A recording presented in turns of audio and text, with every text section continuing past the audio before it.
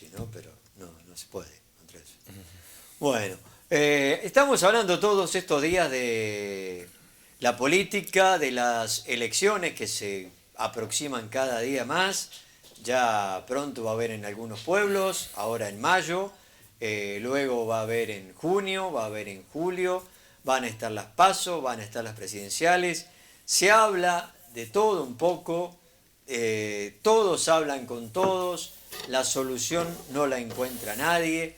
El país está pasando por un momento muy difícil y hoy le planteábamos así un tema de hablar de todo esto que sucede con la política, con los políticos, con la ausencia de los principios en la política. Ese título que pusimos, Carlos. Sí, un tema obviamente preocupante, doloroso. Yo creo que esto es parte de lo que nos duele del país, ¿no? Porque estamos muy cerca, lo que tenemos alguna edad y hemos participado conscientemente de movimientos políticos, de elecciones. Antiguamente había toda una preparación en meses para hacer debates, para hablar de programas de gobierno, hablar de economía, hablar del ámbito público, del ámbito agropecuario, es decir, de las diferentes áreas que competen a un gobierno. Y hoy se ha implantado, nosotros que somos los especialistas en sostener el discurso, los psicoanalistas, y el discurso con sentido, ¿no? Esto de el uso de la palabra con el fin de modificar y transformar y de ayudar. La política ha tomado la postura de dejar de discutir, dejar de hablar. Bueno, Entonces, eso lo charlábamos acá, que cada día se acerca más y hay menos, o no sé si es capacidad o conducción para llevar el debate tiempo antes de las elecciones, ¿no? mira, recién leía, mientras tomaba un café, leía un diario regional acá de Río Cuarto, y justo veo la parte política y veía cómo, por ejemplo, los candidatos o todos los nombres conocidos de diferentes ramas buscan lugares, no buscan espacios de discusión, no buscan espacios dialécticos, buscan lugares, ¿no? Por nombrar un nombre que me acuerdo, un título de un artículo que hay ahí, ¿no? Aparentemente Vidal se bajaba de la candidatura a la vicepresidencia, perdón, a la presidencia, en la cual había medido muy mal, creo, hasta ayer, porque eso le permitiría entrar a capital. O sea, Claro, claro. no están hablando de programas, no están hablando de la gente, se están olvidando de la gente. Yo creo que la política luce en la actualidad, y no me quiero ir de mi tema, de lo que uno es especialista, ¿no? Yo creo que tenemos un momento mundial donde los políticos tienen un funcionamiento inconsciente que está muy lindante con la psicopatía. La psicopatía es el cuadro patológico que permite que la personalidad o el funcionamiento mental se dé sin sentimiento de culpa, donde prospera la crueldad, prospera el dolor, prospera la iniciativa de propuestas que tiendan a hacer pasar malos momentos a los otros, sin mediar el sentimiento de culpa. No tienen control, ¿no? Mirá que Bueno, pasa en las grandes potencias, ¿no? pasa en todo el mundo, es una de las grandes crisis mundiales. Esto lo hemos planteado alguna otra vez acá en alguna otra conversación, cuando Castoriadis habla del mundo fragmentado y habla de la caída de los significantes y de la caída de los ideales y la caída de las grandes ideas, de los grandes paradigmas, las grandes discusiones, ¿no? Inclusive él habla de que vamos camino a un proceso de insignificancia, donde nadie ya discute nada, donde nada. Yo he vuelto a dar filosofía, bueno, doy filosofía en el profesorado, pero he vuelto a dar filosofía en la escuela secundaria, lugar que me encanta porque discutimos con los jóvenes muchos temas. Y yo le decía, la filosofía es la búsqueda de sentido. Y la política se nutre y nace en la filosofía, ¿no?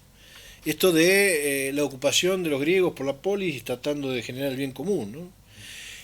Y de cómo ellos planteaban cierta élite de saber que estaba en lo más alto de la sociedad y que tenían que ser los políticos, pero a partir de saber. Es decir, ellos formaban políticos, filosóficos, con el objeto de que fueran los gobernantes, prepararan a los gobernantes.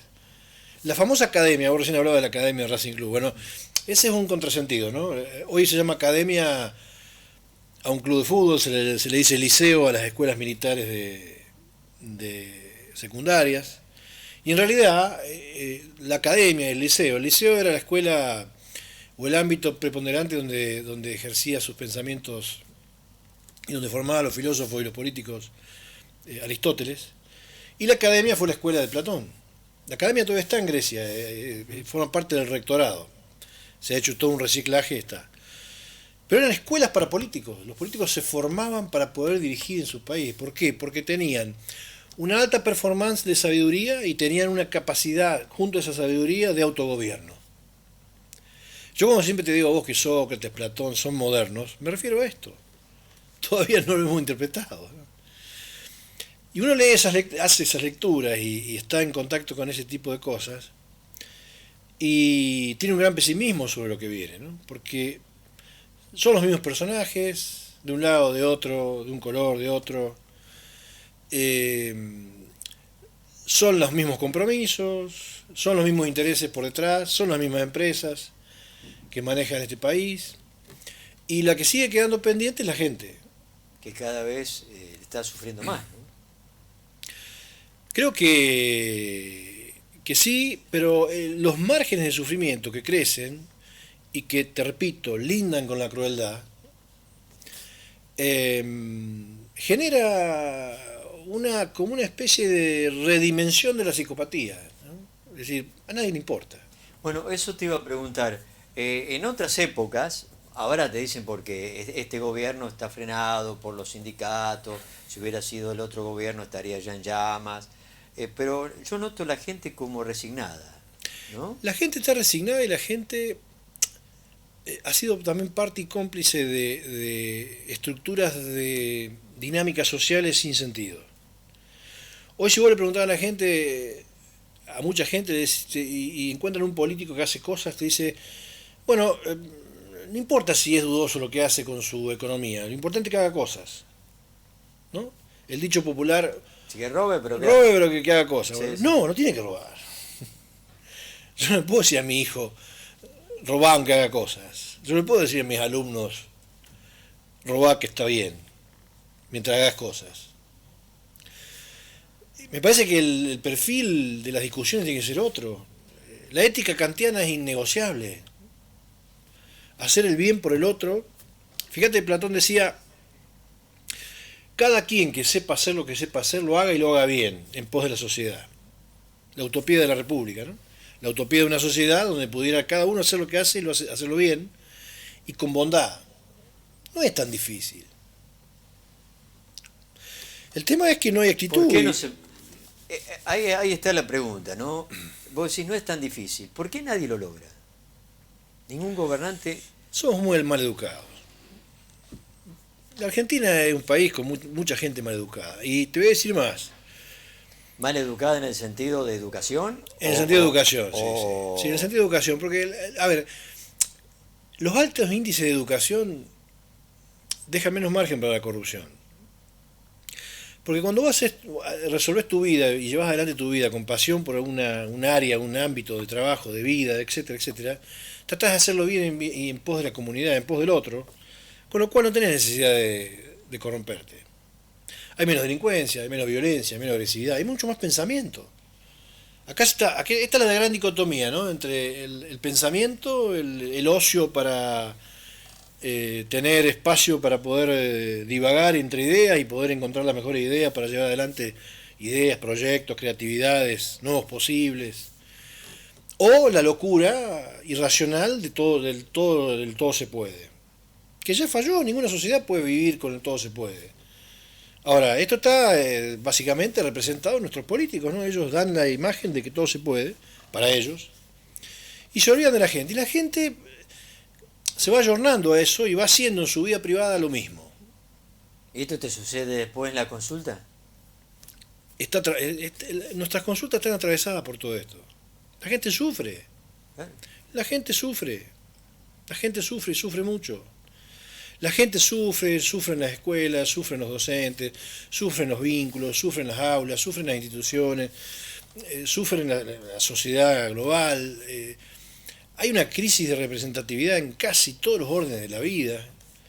Y bueno, yo te diría que una de las funciones fundamentales de los gobernantes hoy es desarticular sueños y futuro. Vos me pedías a mí rápidamente, dame una definición del político argentino o mundial hoy, de los que tienen influencia. Son personajes que desarticulan sueños y futuro. Esa es la definición hoy de la política. Los eliminan. Y vos cuando le quitas, a ver, ¿cómo le vas a reclamar irracionalidad y violencia a la gente si vos vivís castrándole el futuro? La persona que se queda sin futuro y se queda sin recursos para poder tener ilusiones, se desespera. Entonces, nadie tiene esto en la agenda, no tenemos una discusión sobre estas cuestiones.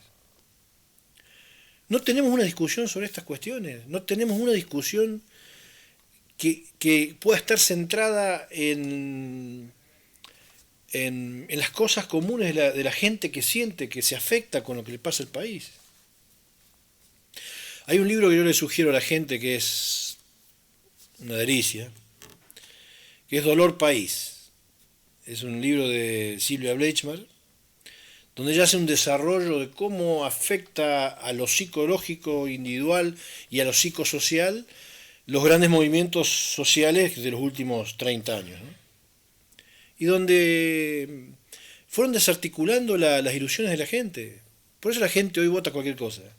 Bueno, tenemos una población... que estuve acá con un intendente haciendo una charla y al preguntar a nivel nacional dice, va a ganar Milei las elecciones.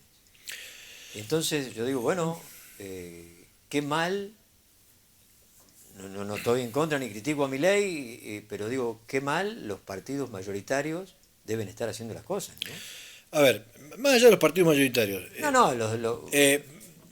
Milei ha hecho algunas propuestas, ha planteado algunas propuestas. A mí particularmente me asustan. Bueno, por eso, ¿no? Pero... Bueno. Porque...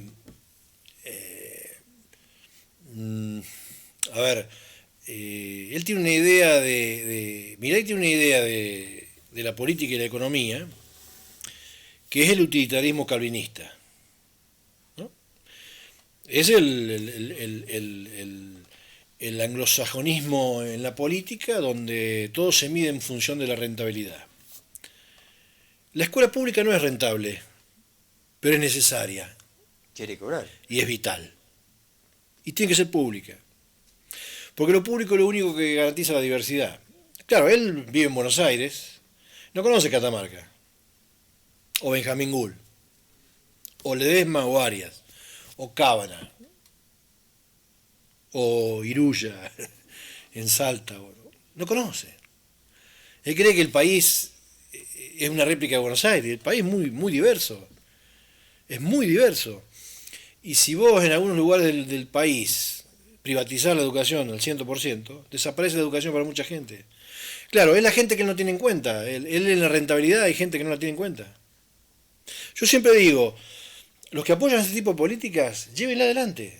Ahora, anímense a matar a un pobre, es más digno. Yo soy más duro que Milei, en esto, pero con algunos fundamentos, ¿no? ¿Vos realmente creés que podés gobernar con gente fuera del sistema? Bueno, sacá gente que tenga esa concepción, con armas a la calle y que vaya eliminando la gente que no es rentable. Bueno, pero te dicen, esto que tuvimos no sirve, no da resultado, ya lo vivimos. Sí, pero no tiene nada que ver con las políticas que él quiere implementar. Es claro que lo que él busca es la dolarización de la economía. Ya lo vimos eso. Eso lo inventó Milei. Luis, a ver, ¿qué significa la dolarización de la economía? Lo explicó él. Nada más que la gente, como no estudia, no interpreta lo que dice. La dolarización de la economía es hacer un pacto con Estados Unidos para que Estados Unidos nos inyecte dólares para que la economía pueda funcionar de determinada forma o acomodarse, estabilizarse. Esa inyección de dólares no es gratis. No es gratis. Es una puesta en escena de una degradación de nuestras bases naturales, de nuestra economía regional, de nuestra cultura, del potencial extraordinario material que tiene Argentina. Argentina tiene todo lo que el mundo necesita. Gas, litio, agua, la reserva de agua más importante, petróleo, minería variada, todo lo que hace falta, todo lo que tiene este aparatito que es tan importante en el mundo, lo tiene Argentina. ¿Sí? Todo lo que es mineral, ¿no? Ganadería, agricultura, tenemos todo, tenemos todos los climas, todos los lugares, es decir, no viene a dolarizar y a prestarnos o a inyectarnos en la economía porque son buenos muchachos del norte que les sobra plata y dicen, vamos a ayudar a Argentina. No, vienen por todo. Esto lo dijo Rafael Paz en la Sociedad Argentina de Psicoanálisis, ¿no? Dijo, una vez que terminó Margaret Thatcher con Malvinas, dijo, bueno, ya tenemos su territorio, ahora vamos por las almas. ¿No? Iba a inocular almas que tuvieran la iniciativa de darle un sentido posible a ese tipo de política. Bueno, hoy si tenemos un 21%, 22% del país que está votando a Milei, bueno, están logrando que las almas empiecen a pensar en forma fascista. Ahora, lo que yo no puedo entender es cómo, y me siento culpable porque yo soy docente de chicos jóvenes, ¿no? Los chicos votantes de 16 a 20 años, que son primeros votantes, ahí hay un 60% de voto a Milei. Con lo cual, ¿qué estamos diciendo? Es algo psicológico, que hay chicos que no tienen ningún tipo de experiencia, ningún tipo de formación, porque la escuela media hoy está muy complicada, pero que en su primer acercamiento a un voto van a utilizar una medida fascista. Muchos de ellos sin saber qué significa eso. Yo le decía a los chicos otro día en el aula... escuchan, estoy cansado, no, pero gobierna este y está mal. Los representa. Mira, vos cuando entras a un aula, hoy en el colegio tuvimos que separar dos riñas. ¿Riñas? Sí. Al riesgo de ligar una trompada, porque se pegaron muy fuerte en una. Nos metimos al medio, separamos uno para un lado. Bueno. La entrada a las aulas, después de los recreos, son agresivas, ¿no? Entran, se chocan, se pegan, se gritan. Mira qué hace. Le habla a esos chicos cómo hablan ellos y cómo viven ellos. Es muy inteligente. Lo tienen medido. ¿No? A ver, yo conozco lo que es la psicología de los medios de comunicación. Me encanta. No me dedico a eso, pero conozco la teoría. Sí. A ver, cómo se arma un medio de comunicación, cómo se estipulan las comunicaciones para generar un efecto u otro. Todo eso está estudiado. El pelo largo ese desprolijo de Milei. Es la juventud que avanza, junto con la libertad, la juventud que avanza, ese juvenilismo. Yo no sé cómo el mundo piensa que la pasión juvenilista sin experiencia puede lograr que haya una adecuación a lo que el país necesita, este país que necesita sí o sí tomar medidas exhaustivas. Pero bueno, son todas cosas que la gente empieza a valorar y bueno. Es tanto, por ejemplo, el fanatismo, la falta de amor hacia el país, por ejemplo, entre la oposición y el oficialismo, de juntarse y decir, che, ¿cómo podemos hacer? No, que sigue la grita cada vez más pronunciada, dándole entrada, por ejemplo, a Milei, ¿no? No hay forma, es de psicoanálisis esto, que no... Sí, es de psicoanálisis grupal, digamos. Claro, es para Pichón Rivière. Sí, aparte que es una discusión estúpida, ¿no? Porque allá adentro, en el recinto, son todos iguales. Hacen pactos. Es como dijo Asís, creo que lo dijo, y algún otro político más. Son una casta que... Bueno, eso, ojo, la cata la dice Milei. Sí, pero Milei empezó a decir ahora, esto lo dice hace mucho Asís y lo ha dicho algún otro filósofo también, ¿no? Digamos, es una casta que se muestra hacia la población en diferencias, pero después cuando están todos juntos allá adentro brindan todos con la misma copa, con el mismo champán. A ver, ya no nos pueden contar más el cuento. Se fueron pasando en mano y esto sigue igual. No son distintos. Parecen distintos, pero no son distintos. Y ninguno me explica cómo le va a poner orden a cierto desmadre mundial, que es el que está haciendo daño a este país. ¿Vos sabés cuáles son las prestaciones de litio que tiene Argentina? Las contraprestaciones por la venta del litio. Las empresas, hay una empresa china creo que es y una holandesa que son las que sacan y tienen el contrato por el litio. Argentina está quedando un 2 o un 3% de ganancia de todo lo que se saca. O sea, ellos se lo llevan al litio, ¿sí? Lo comercializan en el mundo ganando el 20, el 30% de lo que sacan y a nosotros nos dejan una regalía del 2 o 3%. Y somos los dueños del litio. Nadie me explica cómo van a corregir eso. ¿Qué va? ¿Y por qué? Bueno, ahí está, Yo ¿no? no me animaría a ir a la casa de algún televidente a decir, correte que ahora voy a manejar yo tu casa, ¿no? Te voy a decir cuándo tenés que comer, si vas a comer, cuándo vas a poder abrir la heladera, cuándo vas a... Esto es lo que hacen con nosotros. No he visto ningún político que se ponga a discutir qué hacer con la política internacional, que es el elemento esencial de cómo empezar a acomodar este país. Otra cosa, me parece claro que para poder acomodar el país tenemos que soportar otras crisis, que es la de ponerlo en marcha. Porque digamos, para poner en cuestión este tipo de políticas de regalías y de vengan, sírvanse lo que quieran, para modificar eso, vamos a tener que soportar una crisis financiera, una crisis ideológica, mucha persecución del mundo, ¿no? Embates, ya no hay golpes de Estado en estos lados del mundo, pero embates de ese estilo. Sí, sí, sí. Mi viejo tuvo, y con mi hermano, estuvieron los dos con Frondizi, en la casa de Frondizi. Entonces mi padre le preguntó a Frondizi por qué estaba tan apurado para armar la mi familia, bueno, frondicista, yo toda la vida, yo lo he visto 4 o 5 veces a Frondizi en Córdoba, en Buenos Aires, pero mi hermano tuvo la suerte de ir a su casa, ¿no? Algún día te voy a traer, te prometo que para el jueves que viene te voy a traer la carta Bueno, de Frondizi que le manda a mi hermano. Y la vamos a leer acá, para que la gente que está pensando en política en este tiempo sepa lo que es la política y lo que es un filósofo, el último filósofo de política que hubo en el país. Lejos. Y se lo debato a quien quiera. Tengo libros propios en mi biblioteca que son de la biblioteca de él. Y le mandó a mi hermano de regalo y cuando mi hermano fallece me lo pasan a mí, ¿no? Le dice Frondizi a mi viejo, Don Beto dice, estamos apurados para ejercer toda la política petrolera, autoabastecimiento, producción propia, YPF líder, exportación.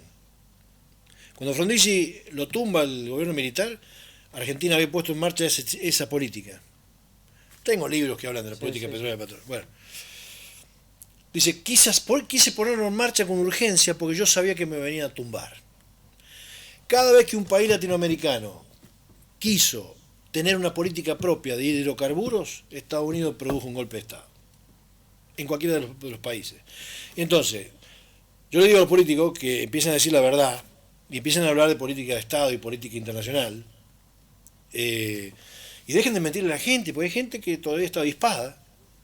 Acá hacemos eso, avispar un poco, y no mientan más, porque son psicópatas mintiendo. Son psicópatas.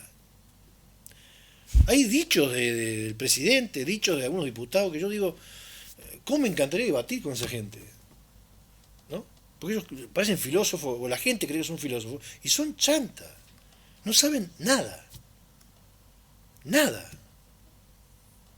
Es decir, lo hermoso que es, a ver, yo siempre le sugiero a la gente lecturas, ¿no? Pero lo hermoso que ha sido en mi historia haber podido divagar durante 30 años prácticamente, casi 25, 30 años, ¿sí? Como profesor de filosofía. Ahí está todo. El que lee filosofía profunda, mirá, te hago un plancito. Los griegos, todos, pero básicamente los clásicos. El Renacimiento, Edad Media, ¿no? Filosofía cristiana para saber cuáles fueron las macanas y para saber cuáles fueron los logros.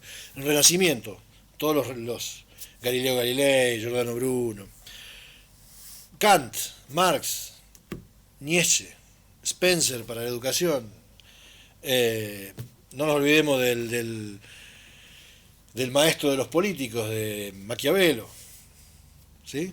Es decir, y todos los posmodernos, ¿no? Bueno, Freud, Castoriadis. Ahí tienen, pónganse a leer eso. Y después nos juntamos a charlar y van a ver que esta gente que forma parte de la tribu política, que es una tribu, eh, son gente con poder y sin conocimiento, son peligrosos. Porque, a ver, una gente desposeída económicamente, sin conocimiento y está desesperada, te puede robar una garrafa, te puede robar la billetera. Esto te roban las ilusiones, son más peligrosos. La gente con poder, ignorante, es muy peligrosa. Es muy peligrosa. Cierro con esto. Sí. Siempre haces hincapié en la educación. Totalmente, totalmente. Sí. Porque hablas de ignorancia y de poder, Sí. no hay educación. Mira, mi padre, yo digo que mi padre fue para mí mi primer filósofo, ¿no? Un día nos paró los tres frente a la biblioteca y nos dijo, esto es lo que yo le dejo de herencia. Y tenía para heredar, nosotros teníamos para heredar, ¿eh? Pero él nunca habló de esa herencia, nunca habló de herencia material. Dijo, esta es la herencia que yo les dejo. Mi deseo sería que los tres estudiaran. No dijo, vayan a estudiar. Mi deseo sería que los tres estudiaran. Tuve la suerte que los tres fuimos universitarios y que los tres vivimos de lo que estudiamos. Ninguno de los tres necesitó la herencia para vivir. Y, y nos inculcó la pasión del saber, la pasión del conocimiento, la pasión de la lectura, la pasión de... A ver, yo no entiendo cómo la gente puede hablar de cualquier cosa sin fundamento. No, eso no lo entiendo. Bueno, ahí empieza la violencia, ¿no? Discutimos sin saber y nos ponemos necios. Dialéctica todo el tiempo. Retórica es agresivo. La retórica es digamos, el ejercicio discursivo que dice para no decir. Eso es típico de los políticos actuales. La dialéctica es diálogo. Hay dos dialogando. Estamos construyendo entre dos. Es una conversación, conversar. Versar con otros. Todos tenemos la verdad y todos charlamos y hablamos y acordamos. Hoy no se discute, no se conversa. Tienen miedo si no saben nada. ¿Qué van a discutir? No saben nada. Yo lo escucho a Milei y me río. Para mí es un payasito. Se fue Piñón Fijo y apareció Milei. Yo lo pongo a mis hijos o a mis nietos, lo tendré que poner a ver Milei. O sea, como no está Piñón Fijo. Puede ser presidente de la nación. Sí, ya, pero seguramente, bueno, ahí vamos a tener, no va a hacer falta paca y todos esos programas, va a estar Milei cada tanto. A mí me parece poco serio, pero bueno, es lo que el país... No, todavía no. Es lo que el país está viendo. Bueno, a ver, pero vos me decís los jóvenes... Tampoco tengo tanta expectativa en todos los otros, ¿no? Por eso. Así que no ves un panorama muy alentador. Carlos, quiero que traiga la carta el jueves que viene. Sí, te traigo la carta de Frondizi. Tiene un logo de él, en la parte de arriba, el logo de las hojas membretadas con su nombre, cómo escribía y cómo escribía, ¿no? Cómo escribía. Y el consejo que le da a mi hermano. En la casa de él, mi hermano, Frondizi se da cuenta de la admiración que tenía por él. Mi hermano, pibe joven, tenía 15 años, ¿no? Fueron a la casa de Frondizi. Y entonces le dice, Agustín, no me admires a mí, no me idealices a mí, yo soy un viejo que pronto se va a ir. Si te interesan mis ideas, estudialas, reformulalas, mejoralas y llevalas adelante como idea propia. No le dijo ser frondicista, le dijo, hacé la tuya y seguí. Es un grande. Bueno, estas cosas no se cuentan en los lugares donde se estudia. Vos sabés que Frondizi recibió el premio. Frondizi con 24 años era docente universitario en la Facultad de Abogacía. Y creo se separa de la Unión Cívica Radical, creo que antes, sí, pero creo que antes de tener los 30, en los 20 y pico, antes de los 30 le dan un premio, una especie de premio Conex de abogacía, una cosa así, un premio honoris causa de la Universidad de la UBA, y nunca lo fue a retirar porque siempre que se le iba a entregar se lo entregaba a un gobierno de facto. Y dice, yo no voy a recibir ningún honor de ningún gobierno de facto. Y lo recibió un año antes de morirse. Creo que fue Alfonsín que se lo dio.